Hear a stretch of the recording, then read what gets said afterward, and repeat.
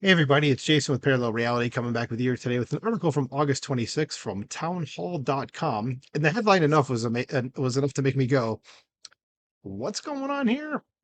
So Canada is mulling a game plan in case a conservative wins the 2024 election. And I initially thought like this had to do with, of course, because it says Canada, with Canadian things. And then I read the article a little bit and it was like, oh no, they're talking about America here. So they're mulling a game plan in case an American conservative wins the 2024 election. So what are our neighbors to the north planning? And of course, it's just their government. It's not the people themselves. The people are cool. It's the government that's a problem, especially this prick right here. Anyway, well, that one too. So, not cutting that out. Says Canada despises Republicans if that wasn't apparent through the last election and the COVID pandemic.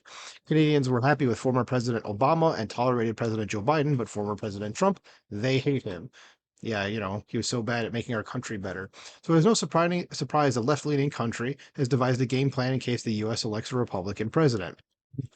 So according to Foreign Affairs Minister Melanie Joly, and I'm sorry if I'm pronouncing her last name wrong, says Canada has been reportedly mulling a plan in the possibility that the U.S. will take a far-right authoritarian shift in the outcome of the 2024 election. So I'm going to say right off the bat, if she's going to say far-right, this lady, she doesn't know what far-right is, or she's using it dishonestly, because as we've seen many times in this country, the far-right is barely a thing, and that's not an exaggeration. So and also authoritarian, well, I hate to break it to you, but the leftists doing all their lockdowns and everything, like what happened during a certain, disease that went through the country, through the world, I should say, recently, that the authoritarians are all seem to be on the left. So yeah, so she's basically projecting here, as far as I'm concerned. But let's see what she says. She says, "Well, certainly working on scenarios," as Jolly said in an interview.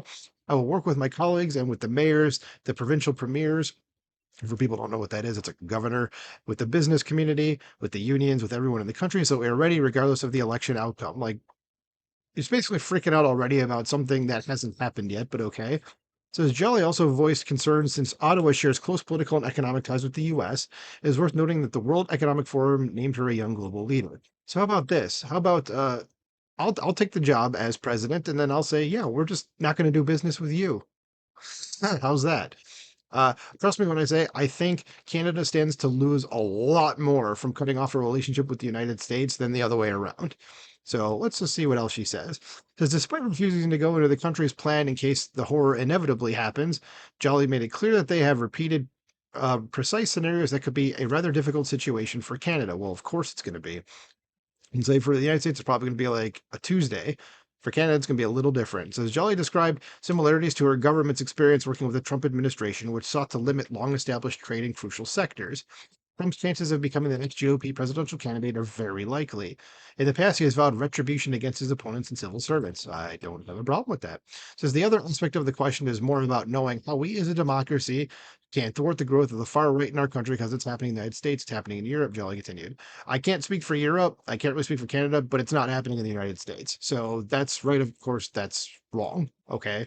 And from what I've seen of Canada, which is not a huge amount, admittedly, it's not happening there either. And again, she's using far right as a defamatory tactic. Or, so she's using it decidedly, or she doesn't actually know what the far right is. So either way, she's an idiot. Okay. So let's see what else she says. She says she warned of a radicalization of the Canadian Conservative Party. What radicalization? Again, this is projection.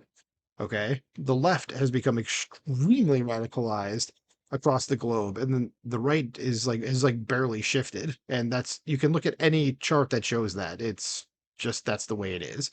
So in February 22, Jelly was vocal about her frustration regarding American conservatives who supported truckers in the Freedom Convoy that protested against the government's mandate of forcing law-abiding citizens to get the COVID-19 vaccine.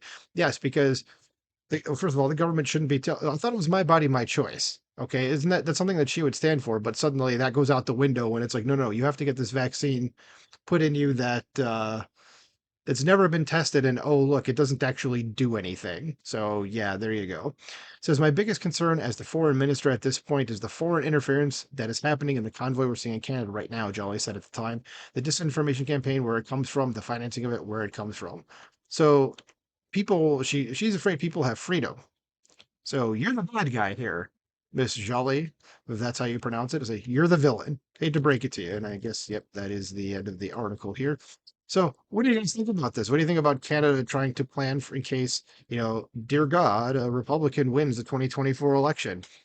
And God, I hope it's Trump, and then maybe he'll be like, yeah, you know what? We're not going to deal with Canada anymore. So, what do you guys think about that?